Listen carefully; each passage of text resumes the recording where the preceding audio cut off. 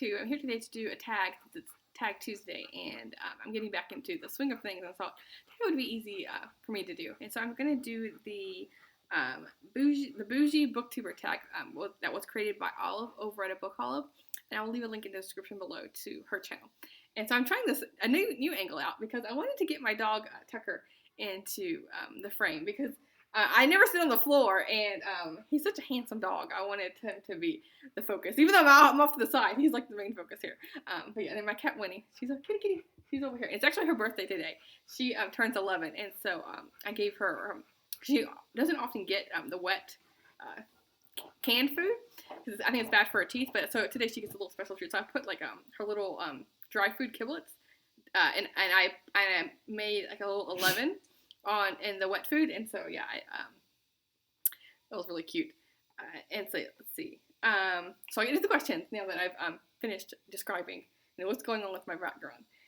So the first question is, what is your average monthly budget for books? And I don't really have a budget just because I never exceed like an enormous amount of money spent on books because I predominantly get my books from the library using like the Libby app for ebooks.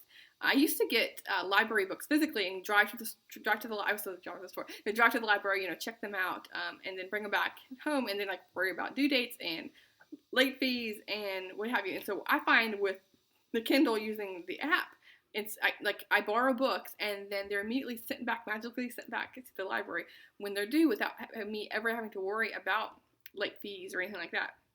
And so yeah, it's all convenient from my home. But yeah, if I had to put a number on it, and if I was like buying books, then I would probably say around $50 would be a reasonable budget. I think. Let's see, number 2. What's the most you've ever spent in a bookstore? And I don't really, like I said, on my average when I go to a used bookstore, I probably spend around like $20. But there was one time I was buying this like history book collection, a series of books, and I think it was like $100. And I think I might have bought an additional item, and so maybe like $110 is the most I've spent at a library. I mean, not a library. Oh my gosh, I have libraries on my mind. No, at a bookstore. Let's see. Number 3. Are you willing to pay full price for a brand new release, or will you wait until you have a coupon or there's a sale? I never buy new books, even when I have like a gift card for like Barnes and Noble. I will still try to find something on discount. Like the last time I got a Barnes and Noble gift card, I went online and they have a used books collection that you can buy. It's the same as like Amazon. And so I think when I had even the Barnes & Noble card, because I like getting multiple books because I read a lot of books each month around, like I average, not when I'm moving, but on average, I probably like around 25 to 30 books a month. And so buying like one new book is just not going to do it for me. So let's see. Number 4, would you rather buy one new book or several less expensive used books? And I think I've kind of explained that in my previous answers. I would rather buy multiple used books over that one new book. Number 5, what do you think is a reasonable price for a new hardback, a paperback, and an ebook? And I think for hardbacks, probably around like $25. I know like a lot of them can be that price or if not more, especially like history books, like nonfiction books. They can be like $45, $35, $45, $50, which I think is a lot of money. And so yeah, I think around like $20, $25 would be good. For trade paperbacks, like 10 or 15, and then ebooks, no more than 5. Let's see. Number 6, is a signed book worth more to you? How about a first edition? And neither really matter to me.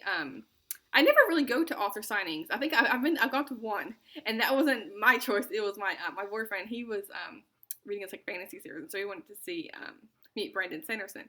And we actually never got to meet him because we're in this really, really long line. But we had an appointment later that day. And so we actually had to leave the line. We got like halfway through. We had to leave the line and go. And so I've gone to one book signing, but I haven't met any authors. And I'm just kind of like a socially awkward person, and I don't know what I would say to them that the first 100 or whoever people in front of me hasn't already said to them. And so yeah, it doesn't really have any meaning for me. In first edition, I don't really care. I'll read any old thing. It doesn't have any value to me. Let's see. Number 7. What is your most valuable book, sentimental or actual value? And all of my books are packed up still, and but there is one book that I would say is probably the most valuable book. I think it's like $50 or so.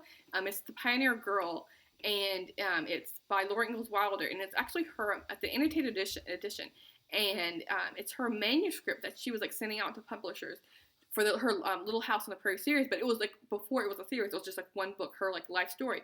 And so this annotated edition like goes into depth on it has like pictures on the side along with her manuscript explaining what part of the story is real, and like how did she use that in the Little House series, like what did she like alter, or what did she delete. And so yeah, it's a really interesting book for someone who because I grew up loving the Little House on the Prairie series, and so yeah, this is like a perfect book for me.